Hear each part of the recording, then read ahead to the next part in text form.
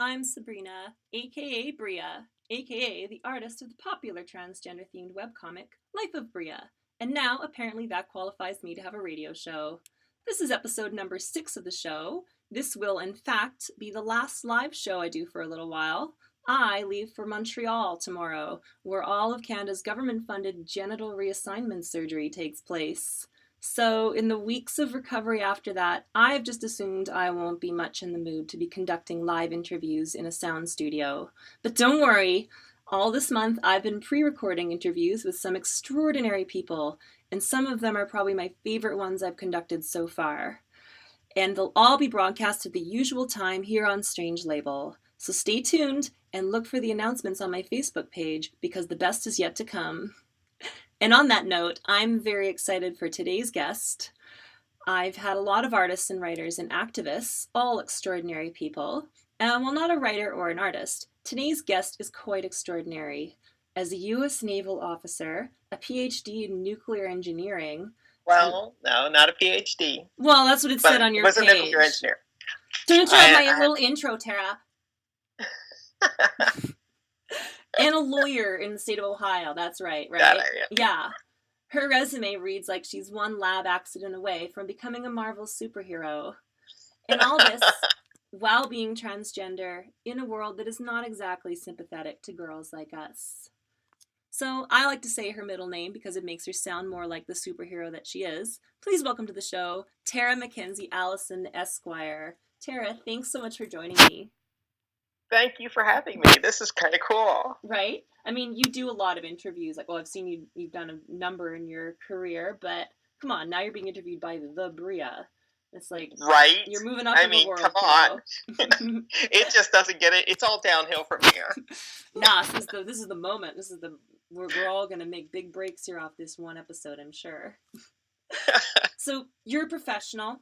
You're highly skilled and educated in many fields. And the first thing I guess I really have to know about you, though, is what's your favorite dinosaur? My favorite dinosaur? Yes. Oh, good Lord. That really caught me off guard. Yeah, it always does. It's gotta be a velociraptor, right? Aren't they like fearsome pack animals? Sure. Why would you choose that one, though? Just because of the pack aspect, or what appeals to you about that? Pretty much because they're fearless. Oh, so I think every guest proves my points. It's become my thing now to ask that question first thing to my guests because I think it's a good way to gauge a person in terms of what they value and who they aspire to be. Most of my guests have been keeping track. They mostly seem to choose Triceratops, although long-necked dinosaurs of different varieties are also key choices. I don't get it. I'm a big fan of Am I the first raptor? You are the second raptor. Okay. Emily Reisbeck, the artist of a comic here, she was a couple weeks ago, she chose raptor. As long as we were talking about dinosaurs with feathers. Are you pro-feather or anti-feather in your dinosaurs? You know, feathers or no feathers, you're still a dinosaur, right? Yeah. I think the way people show the feathers, they kind of... I think feathers would be more fearsome than people think.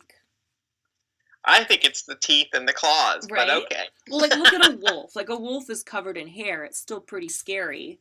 I imagine the feathers in a raptor are probably going to be a little bit more like wolf fur.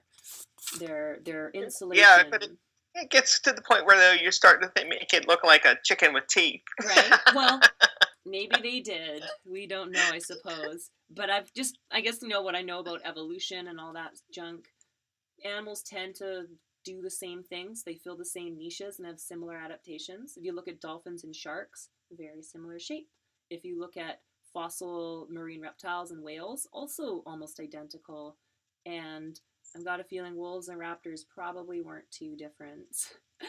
But I go back to this idea of asking the question about, who people are and sort of the characteristics that they have. And your choice in dinosaur, I think, reveals that because it's like Velociraptor, this very driven, intense, fearless predator.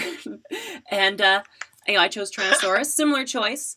And I think you honestly seem to be very much like myself, a very driven person, not afraid to go get what you want in life. And contrary to the stereotype of trans women being, say, these wallflowers or emotionally unstable, which is true. A lot of us suffer from, say, depression, mainly because of discrimination and all that. But been there, done that. right? I mean, even I get sad and stuff. We all have issues in life, but I'm seeing so much more frequently in the trans community are people who, both in their old lives and in their true lives, are incredibly driven individuals. Like type A overachiever personalities like Caitlyn Jenner, Sarah McBride. And I feel like that you fit the bill for that. Is this something you've observed as well? Well, I think that if you think about it, if you're trans and you go through a transition, think about all the hurdles that you have to overcome, not only psychological hurdles, but social hurdles and stuff like that. I mean, if you're timid, you pretty much wouldn't choose to do that. Yeah. And so I think if just the fact that you're transgender and you go through a transition and you have to overcome all these barriers, all these hurdles, and all these really, I guess you call it scary, transition related things.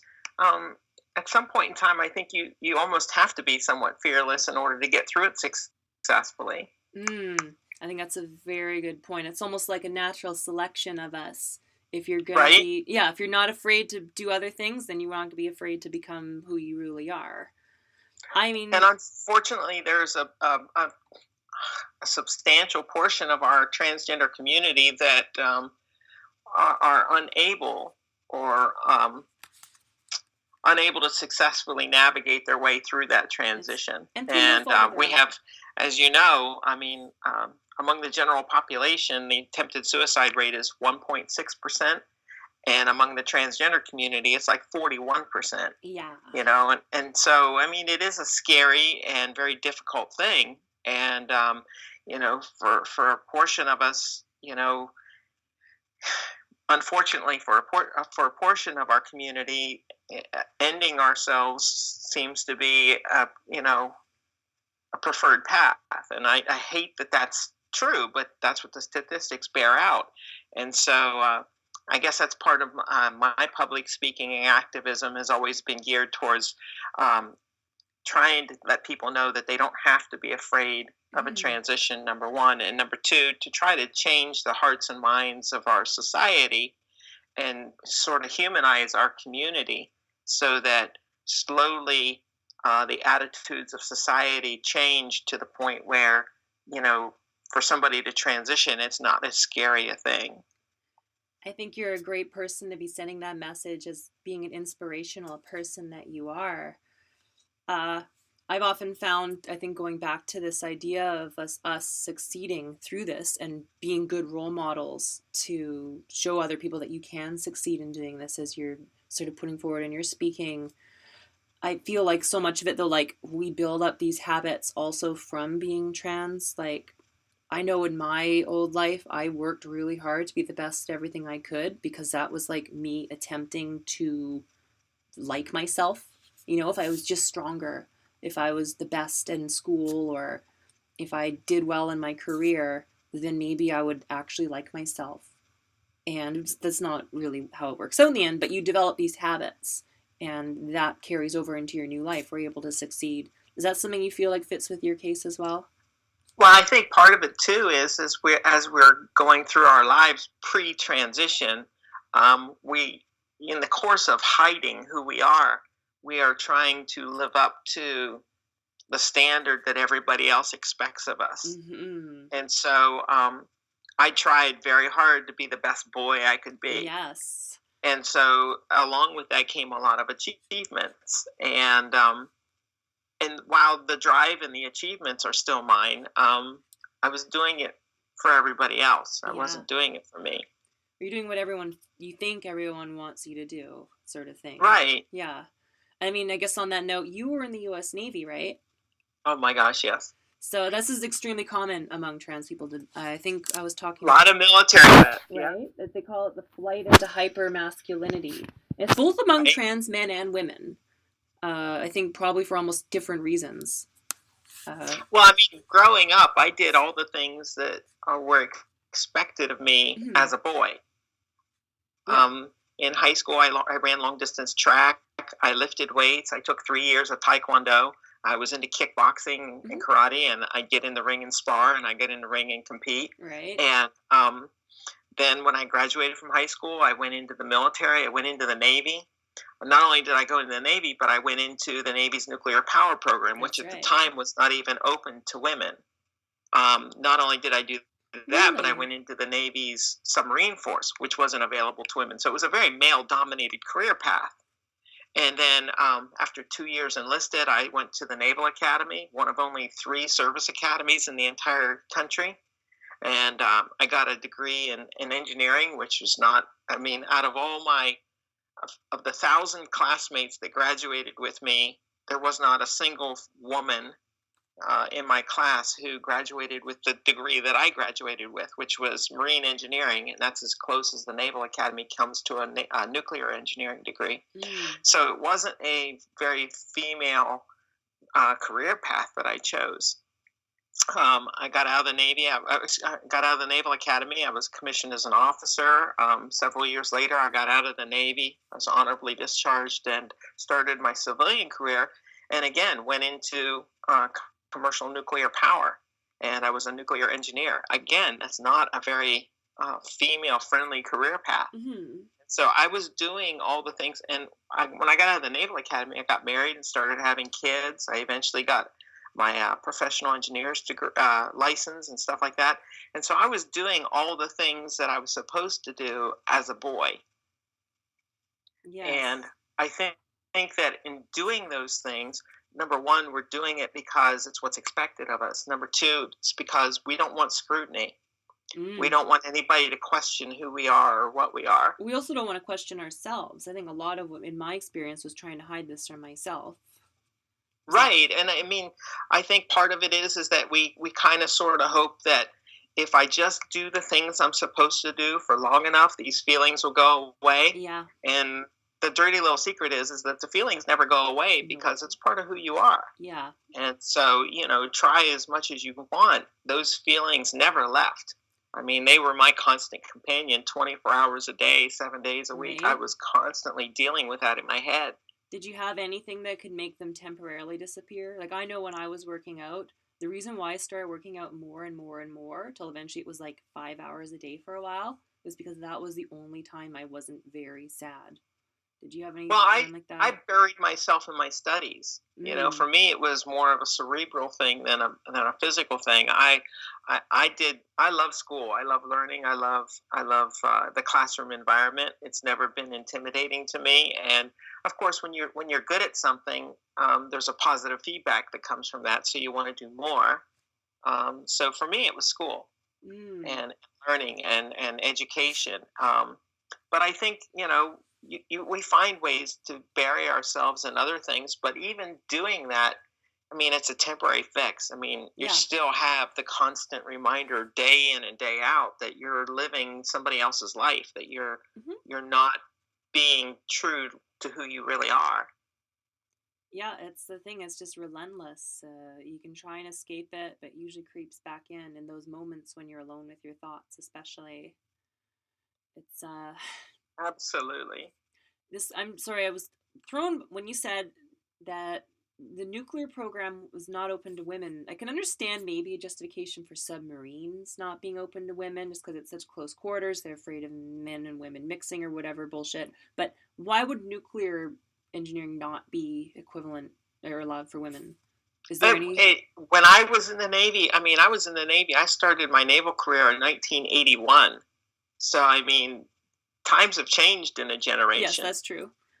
But when I was in the Navy and I was in the Naval nuclear power program, it was not open. It was not a career path open to women at all.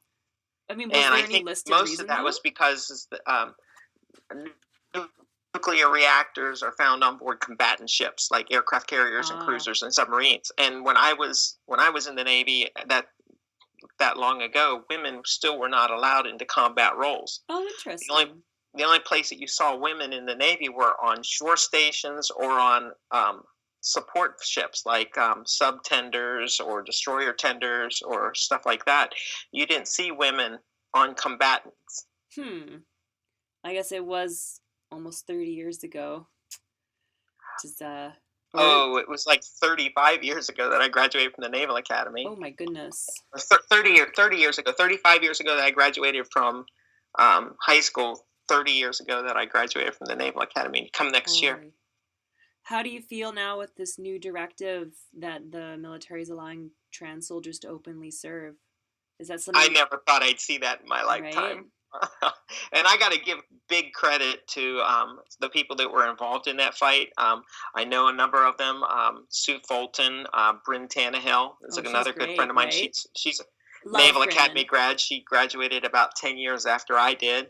Um, but a lot of big props to the people who fought that fight and who are still fighting that fight to make that happen. They're really they've done great things for our community, especially the service members and veterans in our community, and they're not done yet. They're still fighting for us.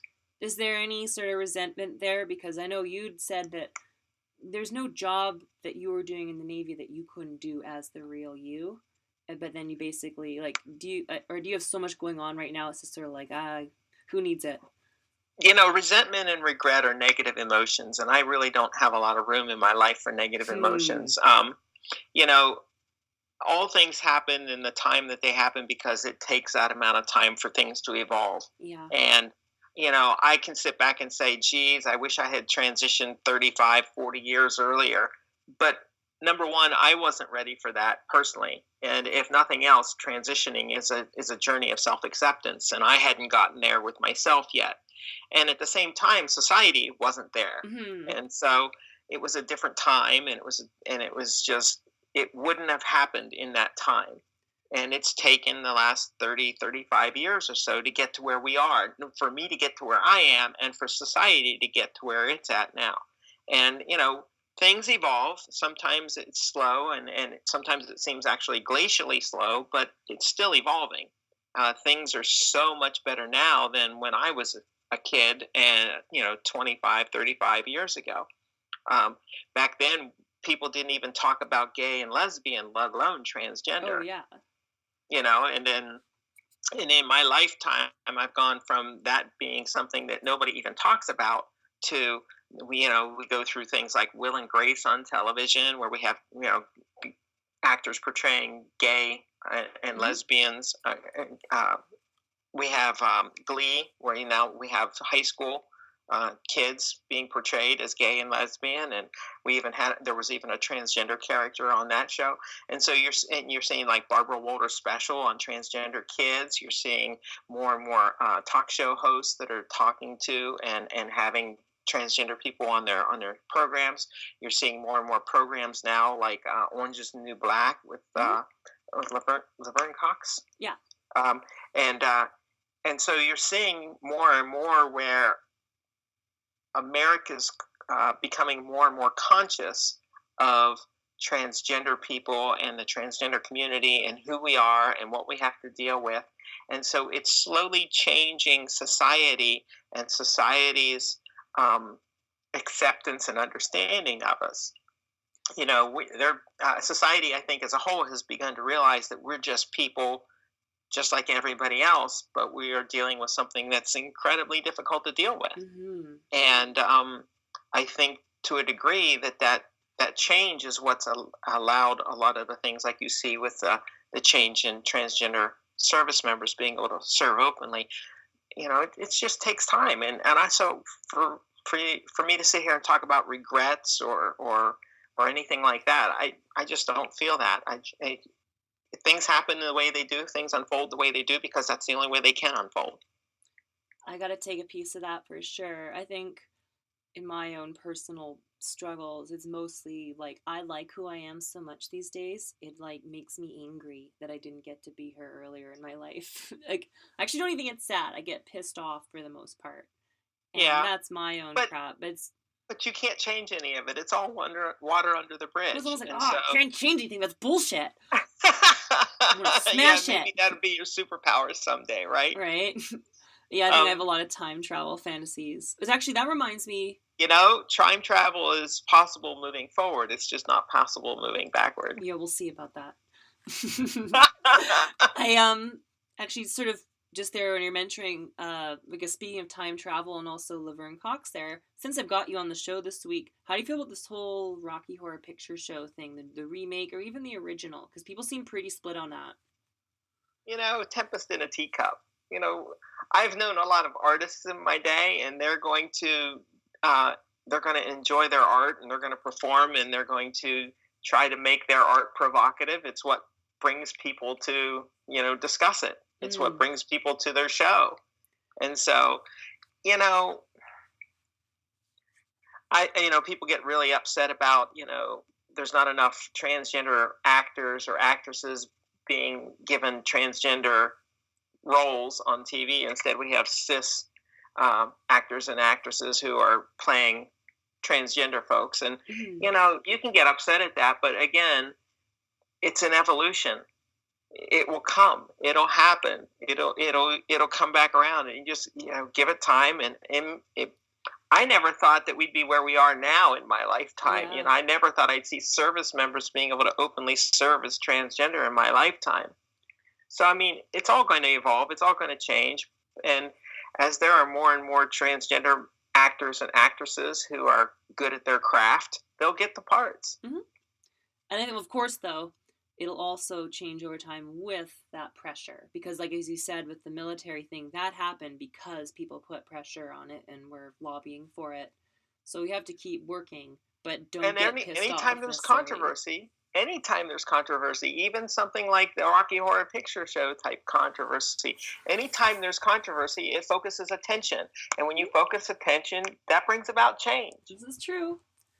I think so. I mean, you can't get all that upset about it. People spend an awful lot of time getting upset about stuff that they can't change. I feel like that's a very valuable lesson to that I definitely, as we said before, need to learn of.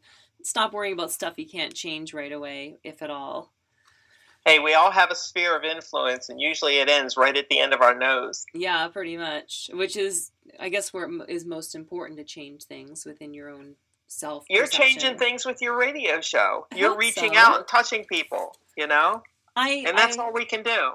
My very most favorite thing is to get fan mail from people. Usually it's from the comics about the show, but every once in a while someone writes to me talking about the show and how much it means to them, and that means the world to me. So if you're hearing this, don't be afraid to write to me, because you're seriously going to make me smile.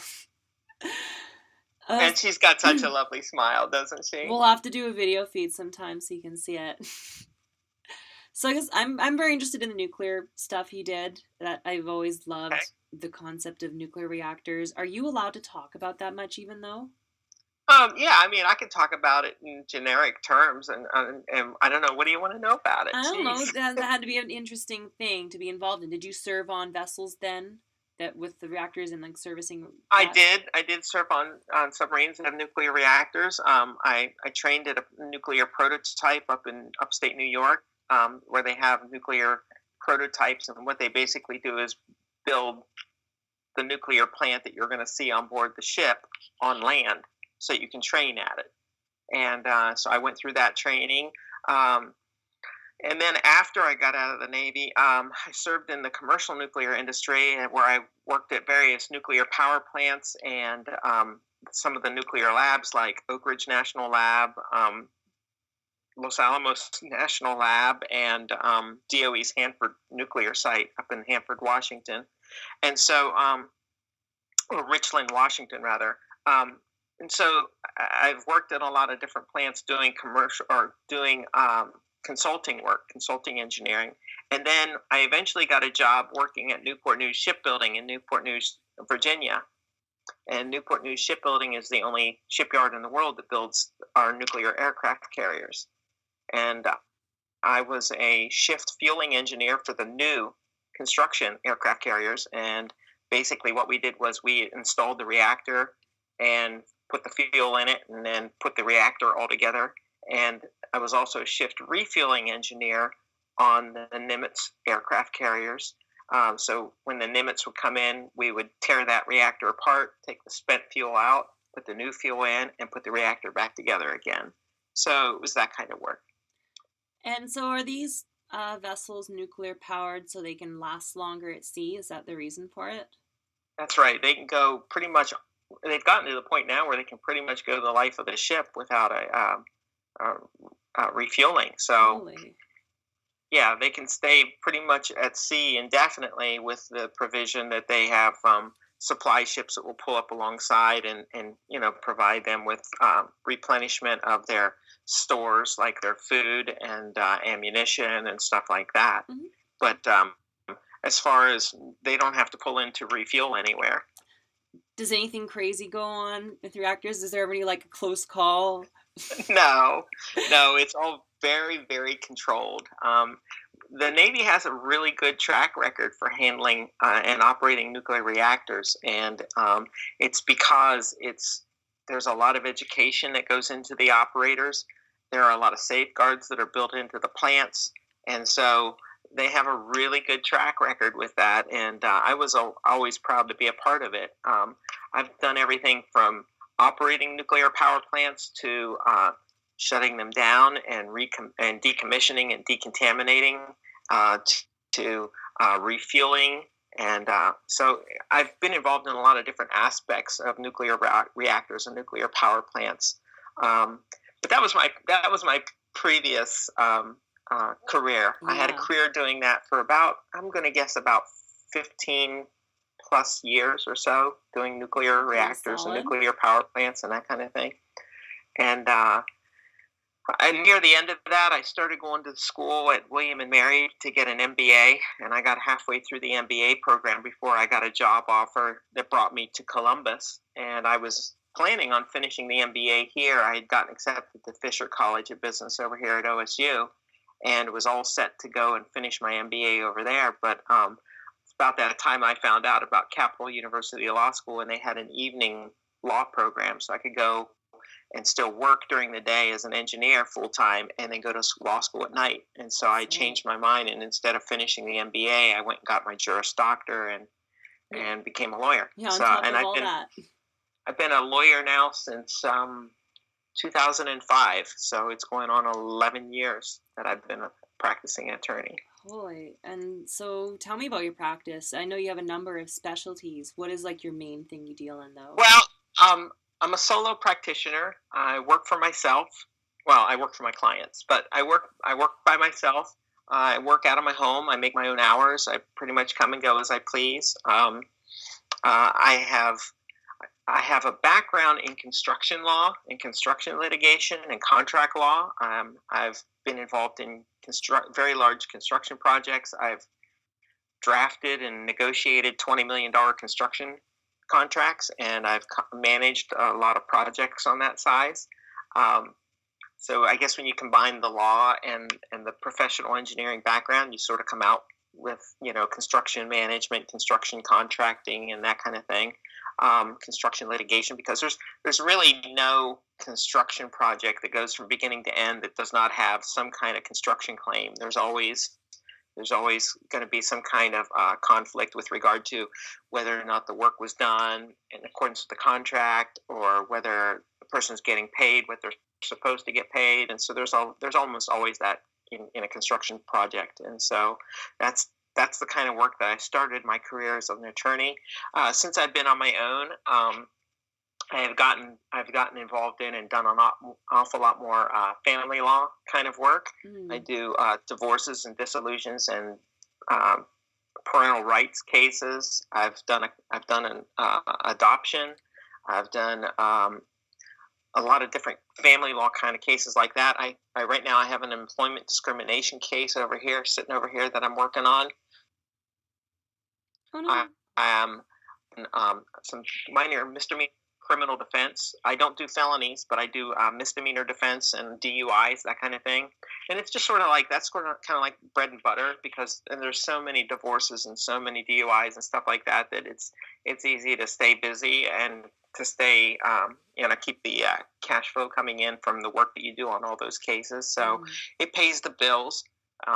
But yeah, it's pretty diverse. I've done a lot of different things. I've helped people put together their small businesses and get started with an LLC and get up and running with that, and help them set up their contracts and help them with collections when somebody wasn't paying them what they should be paid and stuff like that. So it's really interesting because I do so many different things, and as a small business owner myself, I pretty much I'm able to pick and choose what I take on and what I don't take on, and you can never control what's going to walk through the door next. You never know what the problem they're going to walk through the door with that you're going to have to you're going to be asked to help them with. And so it can be pretty interesting sometimes. I'm envisioning like a film noir private eye office.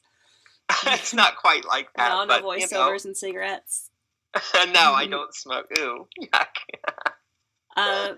I'm curious, we were talking before the show about things informing your practice, like skills transferring over. Do you feel your skills from the Navy have transferred over into your law practice?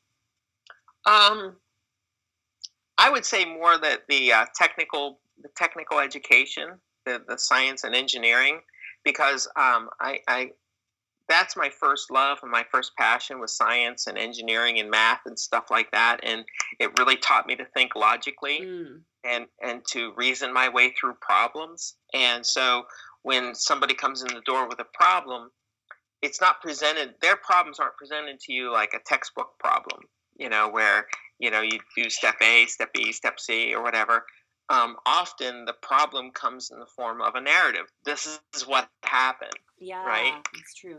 And you have to listen to that narrative. You have to listen to their story and say, okay, well, here's where I think we have causes of action. And here are the different defenses that the other side are going to try to employ to try to negate your cause of action. And so there's sort of like a rational train of thought that you have to apply to that to try to logically come out with the plan, sort of like the plan of attack on how you're going to proceed forward with their case. So I think that logical reasoning and to a degree the Navy experience, I guess, with keeping kind of a cool head when things get a little heated or whatever, being able to maintain your cool and just stick with the plan and that kind of thing. So yeah, I guess some of that training has come into play, but I really think that's the undergraduate and my previous career in science and engineering and that kind of thing that led that. I sort of grew up with the scientific method and being able to rationally and reasonably pursue a logical train of from a logical plan from beginning to end. So pay attention in school, kids. Whatever you study is going to be useful. It'll always pass over. You want to be a comic artist? Learn about science. It's going to help that. Right? Do you? I'm a big fan of education. Right? You can't ever have too much, I don't think. It's always going to be useful in some capacity. I honestly even feel, though, like things that people think of as wasting time can be useful at times. Like sitting around playing video games for a lot of people would be a waste of time. And maybe it's not the most useful thing you can do, but it is experience in something. You could take the lessons you learn from video games, and I do frequently take the lessons I learn from video games and apply them in my work life. Just even ideas about statistics and general strategies for succeeding at things. I think almost anything you do, if you approach it mindfully, you can use it. It'll teach you something.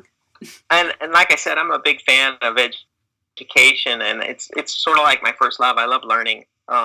If I've often told somebody if I hit the lotto and was independently wealthy, I'd probably spend the rest of my life going to school, and I'd die someday with a dozen different degrees and never have used a single one of them, just because I love to learn new things. Do you feel that should be the primary reason for going to school, is to learn for its own sake, or given? No, I mean, we live in a society where education is a means to an end.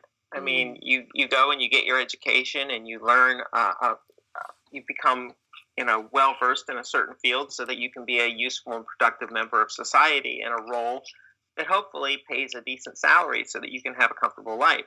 That's the way, the structure of our society. But personally, I get a lot more out of education than just that. For me, I have a real love of education. I could easily be a school nerd for the rest of my life. Well, I went to not as useful of schools as you went to. I just got an art degree. Generally, pretty good for qualifying yourself to be a barista.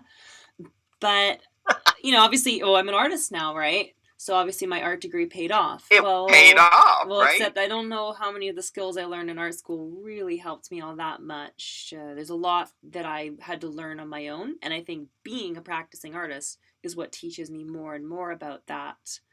And I think while education is it's useful, and I'm really glad I went to university, say, because it exposed me all these great ideas I wouldn't have ever experienced otherwise. I think doing things often ends up being the best lesson. If you want to get good at something, do it. Did you find that with law, like practicing as a Well, lawyer, that was like the thing? yeah, I mean, you walk out of school and you're armed with all these books under your arm, and you think you know something, but until you actually get down there in the trenches and start fighting some of these battles, that's when you really learn, Mm-hmm. what it is that you've been sort of trying to build a skeleton of knowledge. Now you've got that skeleton. Now you got to flush it out. Mm-hmm. I've often told my kids, I said, whatever it is in life it is that you want to pursue your passion. Don't chase money, chase your passion. Because whatever it is that you're passionate about, if you pursue that and you pursue that because you're passionate about it, you'll do well in it. You'll enjoy it. You'll never work a day in your life because you're doing something you love doing. And because you love doing it, you'll do it really well, and the money will follow. Mm. Um, don't chase money. Chase whatever it is you're passionate about. Chase what you love to do. Also, especially even if you, like a lot of people's fear is, oh, if I don't do something to get a good job, then I'm going to end up working some crummy job I don't like. But if you get a good job you don't like, I don't really see how that's much better. I'd rather have at least a shot at doing the job I actually wanted to do. I don't Right? know. Maybe I'm a little too idealistic with a lot of this But you're stuff. pursuing your passion now. Right? And I don't make any money at it.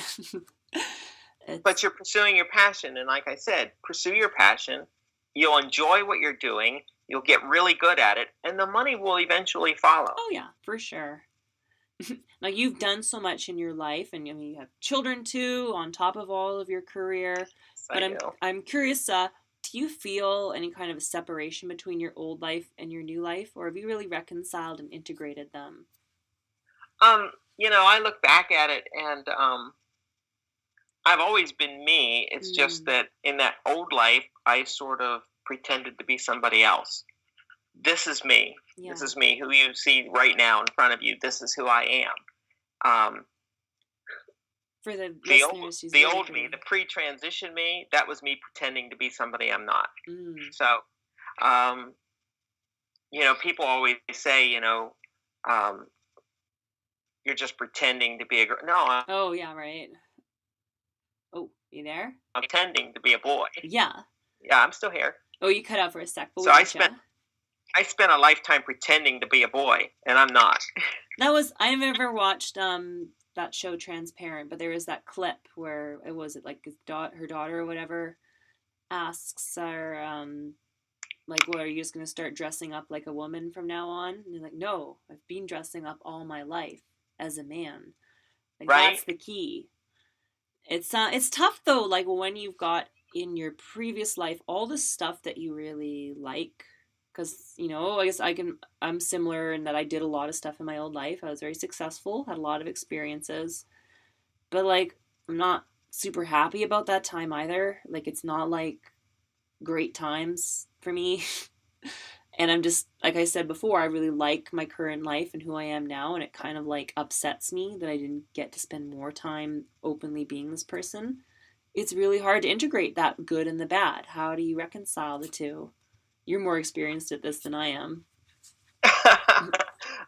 Well, I don't know. I mean, you only get one life, and you can't. There's no takebacks. Mm. So, I mean, there was a lot of distress and anguish and depression and all those other negative emotions that were associated with my previous life. And I'm so glad that I'm not in the middle of that right now. Mm. I transitioned going on 9 years ago now, and so um, the last 9 years have been amazing. And just like any other transgender person who transitions, I don't think anybody goes through that unscathed. We all, in some form or another, have loss. It And scars you there. I lost a relationship with my father and my sister, who have had nothing to do with me for the last 9 years. Mm. And that's sad. But like I said, your sphere of influence ends at the front of your nose. I can't make them accept me. Mm-hmm. And so I've had to adjust to that. And but despite the losses and despite everything I had to go through to get to where I am, I'm very, very happy with who I am.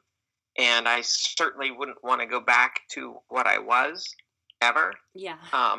And like I said, I don't sit around and have regrets, or I don't get upset about, why didn't I do this 20 years sooner or 30 years sooner? Number one, no matter how much I wish I might have been able to do that, it's not going to change the fact that this is where I'm at right now. Number one. Number two, I don't think it would have been possible for me to do it sooner, not only because I wasn't ready, but because society wasn't ready. Mm-hmm. And so things have unfolded in the way they were meant to unfold, and in the time that they were meant to unfold. And I think that each and every one of us have to just sort of accept that. I mean, nobody can tell you when to transition. It's something that you have to, it's a very personal thing.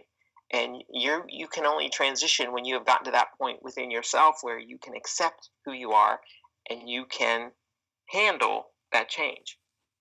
And so, regret, I don't have time for regret. I just, you can't change anything anyway. So why dwell upon that? All I have is the here and now and the hope for tomorrow. And so, you try to enjoy every minute that you have right now, and you try to build for a better tomorrow in hopes that you'll be around to enjoy that. But going back isn't an option, so I don't dwell upon it. I'm going to try and take a page from that book. I knew it was a good idea to bring you on the show. So I know it's not your specialty at all, but while I have a lawyer on the show, I might as well ask, what do you make of the different trans bathroom lawsuits, like the bathroom bills, and including the one going to the Supreme Court there? Do you have any... Well, it'll be really interesting to see how the Supreme Court weighs in on this, but, those same arguments were used when blacks were integrated into bathrooms, right? And so, I don't know. Like I said, society is evolving, and the law evolves with society, and sometimes there's a lag between society evolving and the law catching up. But it will all eventually come to pass. I don't know if it'll be next week, next month, next year, or even within my lifetime, but it'll change. Look how many people are getting involved in some of these fights. I mean, like the changes with the transgender people openly serving in the military. I never would have expected to see that in my lifetime, but here we are, and it's happening. And the more of us that come out of the closet and begin to live our authentic lives, and the more we start to become comfortable enough with ourselves to be able to stand up and say, look, I'm a person too, and I shouldn't be treated like this. It affects change. It slowly changes things, and it's going to change things now. You're always going to get pushback. Mm-hmm. You're always going to get pushback from that element of society. There was for every time.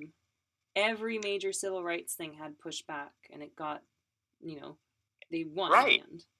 You had the Civil Rights Act of 1964, and you had all the race riots in the late 60s, early 70s.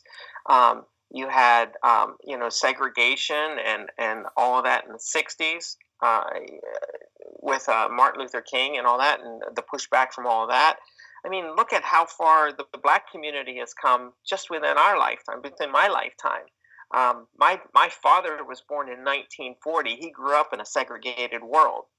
All right. And so that has changed a lot. I mean, I was born 1 week after President Kennedy was assassinated. So I grew up in the 60s and in the 70s. And so I saw a lot of that civil rights era type of activities going on, everything from Martin Luther King to, the like I said, the race riots in the early 70s and stuff like that. That all happened in my lifetime. But look how far we've come. We have a black president, for crying out loud. I mean, this has come a long way in the last 100, 150 years since the Civil War.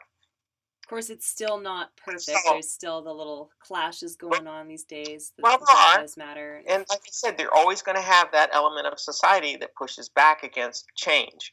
All right. Mm-hmm. And, look how far the LGBT community has come since Stonewall, since Stonewall in the beginning of that to now with the Supreme Court decision last year for same-sex marriages. I mean, look how far that whole civil rights movement has come. Mm-hmm. Well, now we're entering into it now for the transgender community, and we're going to have the same type of progression of things, and there's going to be the same kind of pushback. But eventually, things change. Society changes, and so even those elements that push back, those elements tend to shrink over time. Mm-hmm. There was a time where sex. If you did a national poll on support for same-sex marriage, it was very small. Yeah. Now, with last year with the right before, if you had gone and done a similar poll right before the Supreme Court decision, it was up in the 60s and 70s percentile of the percentage of Americans that supported same-sex marriage. That's a huge change over our lifetime, and so things change, and the pushback that we get from different segments of our society, those tend to grow smaller over time as more and more people accept us as just being part of the normal life, normal part of society. It's who we are. We're here. We're not going away. We're here to stay. Yeah, that's the thing. Like, we're like, these people who are against us, do they really think we're just going to magically disappear? Do they think if they're mean enough to us, we're all going to detransition or die or something? Like, there's some that would rather just round us all up and shoot us. I'm sure there's those people out there. But, we're not going to go away. We are who we are. We're here. We're a part of society. And we have been for a long time. We've been here for forever. It's just up until about a generation ago, we hid. Mm-hmm. And we're not hiding anymore. No. So. Speaking of divisive issues, I know you're pretty open about having a concealed carry permit for firearms. I think both in the States and Canada here too, even. It's pretty split on how people support the whole gun issue. But most gun owners are characterized as being like inarticulate yahoos. But you're level-headed. You're responsible. Well, I like to think I am. Thank you. Yeah, you seem like it. What's the attraction for you for carrying a gun? And what would you tell people who don't think you should be allowed to have one? I live in Ohio. I live in the center of Ohio, and Ohio is a very red state, meaning very conservative, very Republican, very, very, very conservative state. And if you go into the southeast areas of Ohio, you're getting down into Appalachia, and not nearly as accepting a portion of society as big cities. Now, I'm fortunate. I live in Columbus, Ohio. It's the 15th largest city in the U.S., nearly 2 million people in the greater Columbus metropolitan area. And so I live pretty much on a nice little blue island in the middle of an otherwise very red state. Yes. And so I'm pretty safe right here. But if you venture very far, you're not going to find people that are quite a thing. So I do take responsibility for protecting myself. I grew up with guns. When I was 10 years old, I started hunting with my dad. When I was 12 years old, he bought me a shotgun. My first gun was a shotgun, and I was hunting with that. And then 16 years old, I was hunting by myself. And then I went in the military, and I shot in the military. I'm an expert rifle and pistol marksman, and I used to shoot competitively while I was in the Navy. I've been through a lot of training. I've been around guns all my life, and so they don't intimidate me, and I'm very comfortable with having them around. I think I'm a pretty good shot, and so I take responsibility for my own personal protection. It's not the first resort. I also carry with me. I think it's right here in my pocket. I also carry with me at all times in my pocket pepper gel spray. So if somebody were to confront me, this would be the first step. And the first step is non-lethal. And it's, if I felt like I was backed into a corner and I needed to protect myself, this would be the first thing, is you're going to get a face full of pepper gel spray. And if that stops it, if that stops the confrontation, great.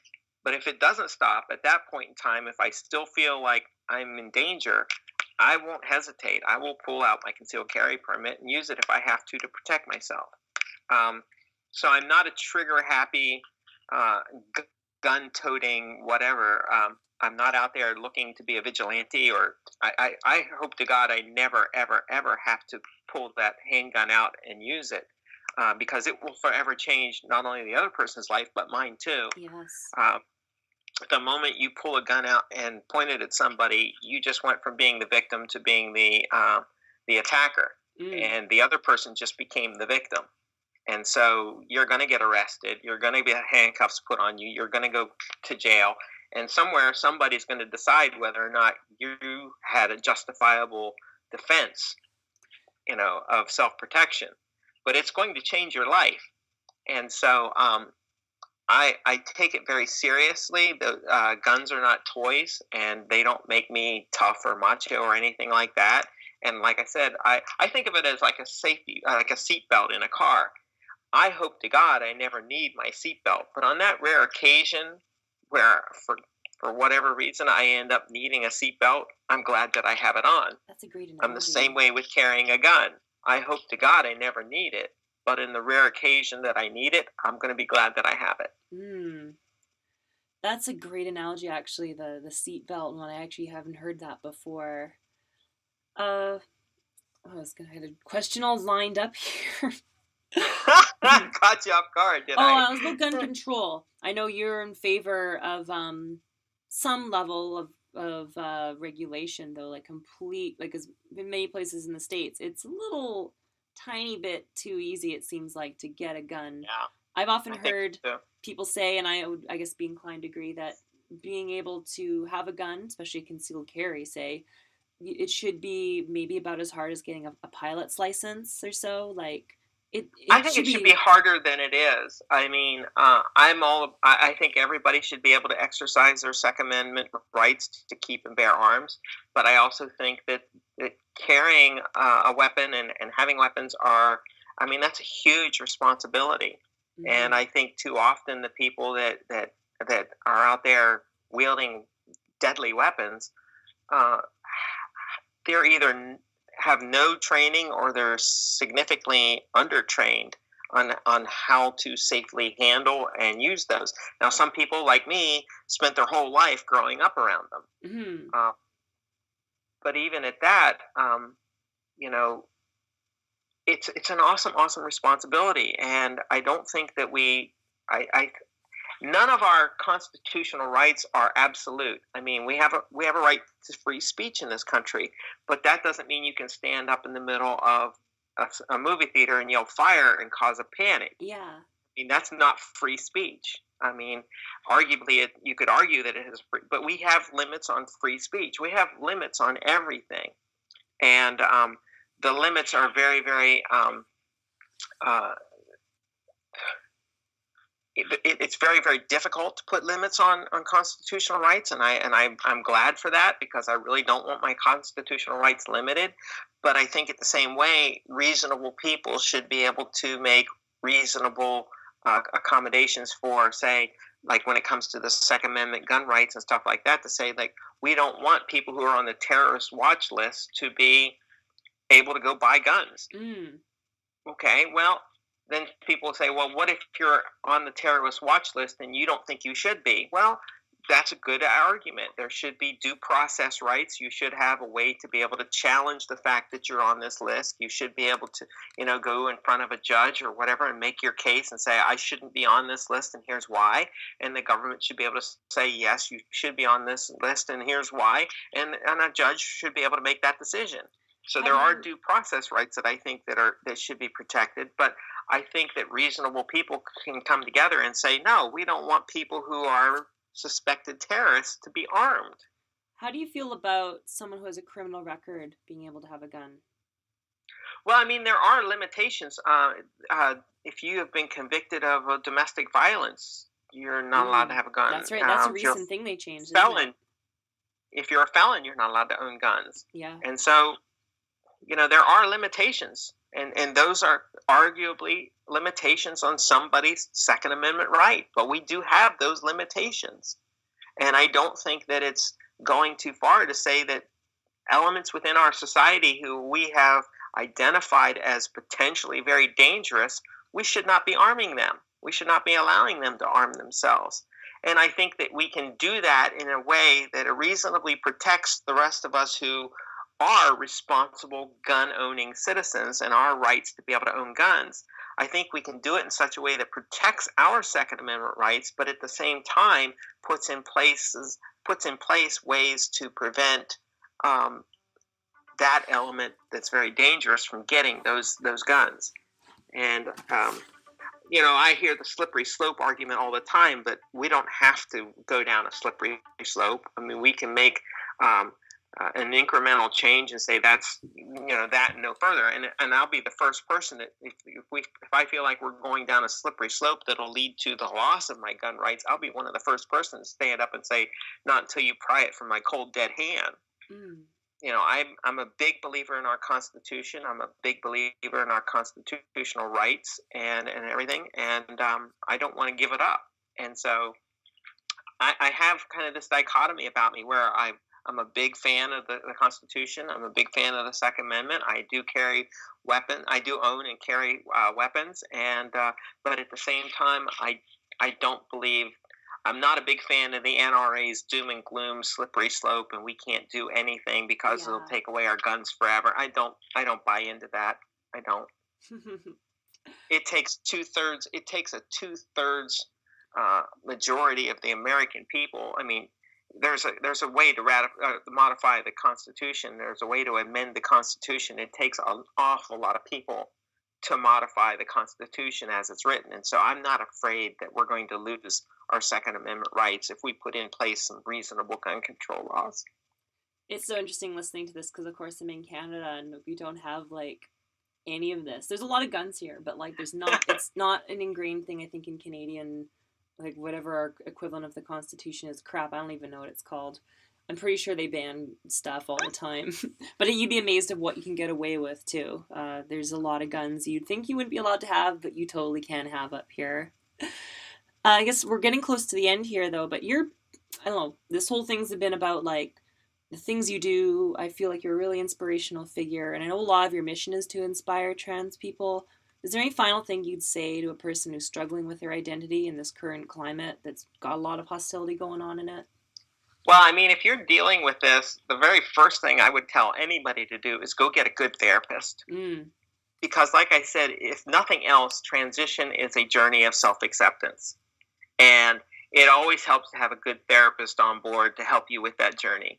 And so that's the very first piece of advice I would give anybody who's dealing with, the idea that, hey, I might be transgender and stuff like that. Go get a good therapist. People always ask you if you've seen one, and it's like, no, I just jumped into this without it. Like, I spent years in therapy, and I think there's a lot of good that came of that as well. But that's the first thing I would say is go get a good therapist and begin that journey of self-acceptance. And then beyond that, I would say that we build up fears within ourselves. Fears of the transition process, fears of whether or not I'll be accepted, and fears of, oh my gosh, my life will just fall apart. And we build those fears up way beyond the reality of the situation. I'm not saying that you should just jump in with both feet and not be well thought out in your approach to a transition. I think that, anything worth this big that touches upon every aspect of your life, it's worth doing it right. This is really big. This is really important. So, do it and do it right. Don't jump into it and just, try to wing it. Put some thought into it, get some professional help, get help. Surround yourself with people who are there to help you. And so, take your time and do it right. Put a lot of thought into it. And then number 2 is, like I said, don't give in to your fears, and don't let your fears drive you. It's okay to be who you are. It's okay to be your authentic self. And it's funny because I've lost friends, I've lost family, I've lost relationships with friends, and I've lost relationships with family members. But overall, I am far happier now than I ever was before my transition. Right. And if I had given into those fears, I never would have done this.